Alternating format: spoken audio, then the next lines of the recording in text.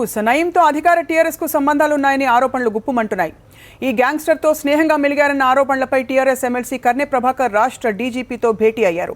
తనపై వస్తున్న దుష్ప్రచారాన్ని అడ్డుకట్ట వేయడానికే డీజీపీ ఆఫీస్కు వచ్చినట్లు కర్నె ప్రభాకర్ తెలిపారు.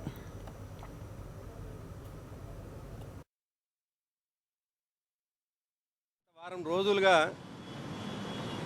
నయీం అనేటువంటి వ్యక్తి విషయంలో అనేక కథనాలు వస్తూ ఉన్నాయి. తన ఎన్కౌంటర్ తర్వాత చాలామంది రాజకీయ నాయకుల పేర్లని వివిధ వాట్సాప్ గ్రూపులలో కానీ ఫేస్బుక్లలో కానీ వివిధ రకాలుగా వార్తలు ప్రసారం చేస్తూ ఉన్నారు.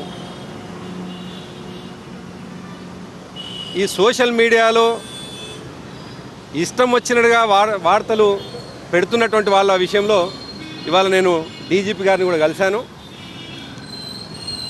ఇవాళ రాజకీయాల్లో ఉండడం అంటే నీతిగా నిజాయితీగా తమ చెమటనే నమ్ముకొని శ్రమనే నమ్ముకొని